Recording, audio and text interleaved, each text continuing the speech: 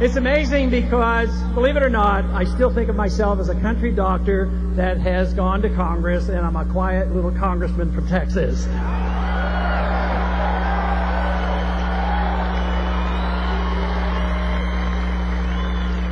And of course, for 30 years, I was rather quiet, but for some reason, in the past 18 months, it was discovered that the ideas of liberty and the revolution was alive and well, and we're celebrating it here tonight.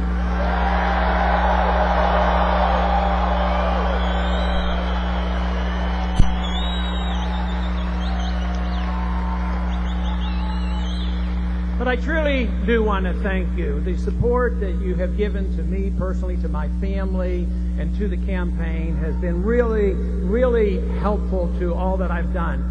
But you know, Barry Goldwater gave me a wonderful introduction. He talked about my family. But you know, and he mentioned my wife Carol's been sick, and she's home and doing much better.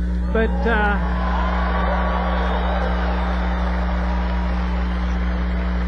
you know, I know she's doing a lot better because before I left home, she gave me a lot of instructions. And she told me what I was supposed to say here tonight. And one thing that she wanted me to say was a thank you, is personally from her, for the support, the prayers, and the letters and comments that you have made. We have really been blessed by all your friendship.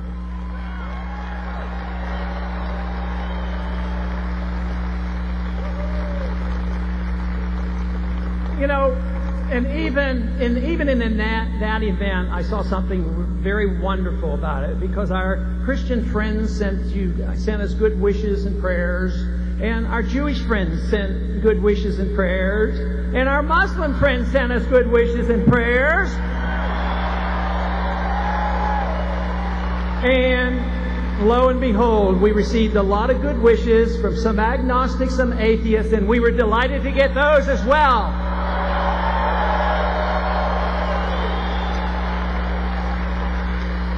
It confirms my conviction that freedom brings people together.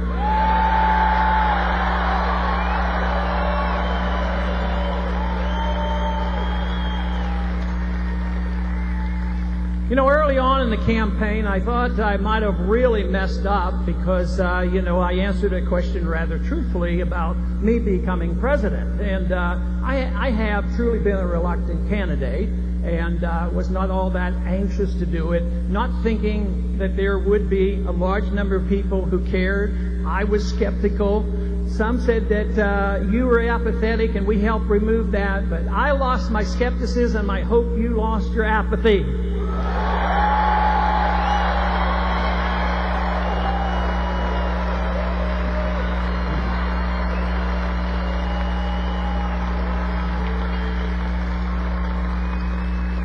But when they asked me about what I wanted to do as president, I said, you know, I really look at it differently.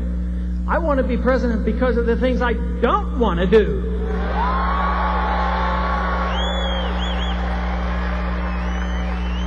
I explained that I did not want to run people's lives, I did not want to run the economy, and I did not want to run the world.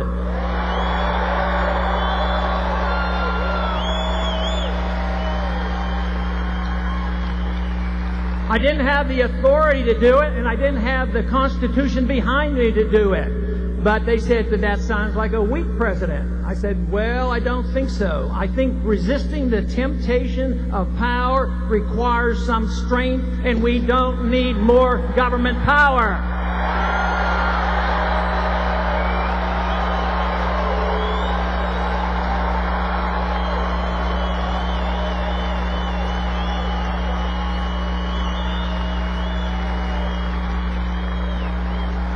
You know, I hope you agree that this has been a fantastic rally today. What do you think?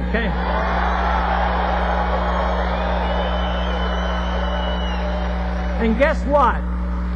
Guess what? Not one single taxpayer cent was spent on this rally.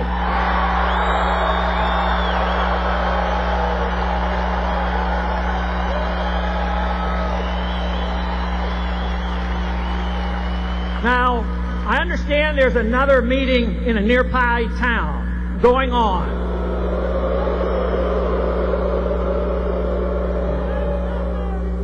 Let us be respectful. But I also understand that we do not have to respect the conditions that allowed both other conventions to get $16.8 million apiece to run their party. And here we are. This was not inexpensive, and all of you contributed to it, and some a lot more than others, a lot of volunteers and a lot of money, and we paid every cent, and there is going to be no debt.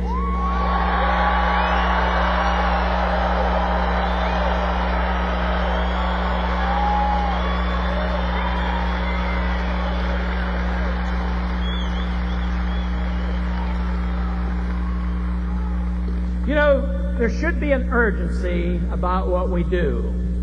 It would be nice to be relaxed and think that we're back in the 1950s when I first barely started thinking about politics, but it's not the 1950s anymore. It's a new century, and there's a lot more problems. And we have terrible threats around the world. We have a foreign policy that's gone amok. We have a monetary system that's in a mess, and we know all our problems. But there's an urgency in what we do, because we are carrying the banner, and we must act, because we as a group now have a greater moral responsibility to act than those who live in ignorance. Once you become knowledgeable, you have an obligation to do something about it.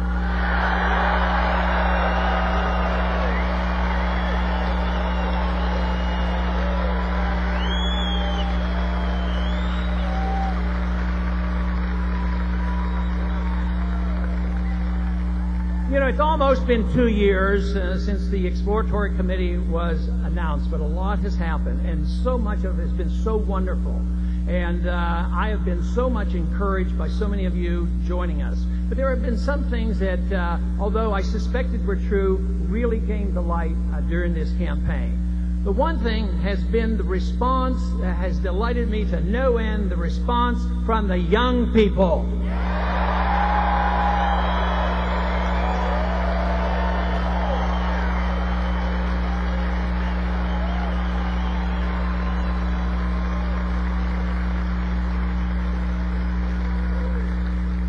Many times, the teenagers, less than voting age, will bring their parents to my office in Washington, bring their parents in. And I said, who got most excited, who got excited earliest? And many times it's the 14 and the 15-year-old that brings their parents in and introduces them to our ideas.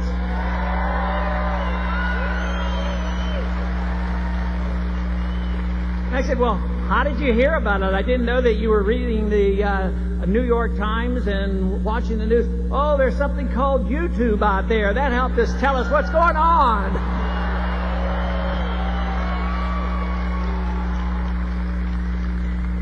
But the young people responded well, but also those who were sitting and waiting and thinking about it, maybe young in spirit but older in age, those individuals I consider in the remnant, the true believers that have been around and trying to bring us back around, they were there, the numbers were larger. It is said that we don't know the number of the remnant, we don't know where the remnant is, but if a time comes, you will be surprised how big it is. And I have been surprised, and I have been very pleased.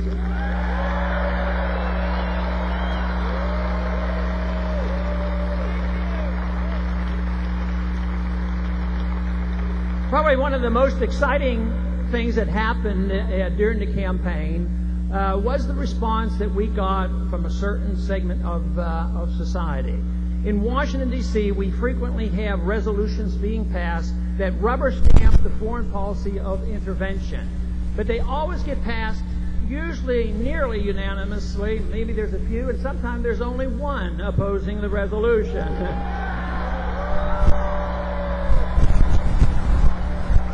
But these resolutions will be designed to support the policies in Iraq and our so-called threat against Iran. And it is said that if you don't support it, you don't support the truth.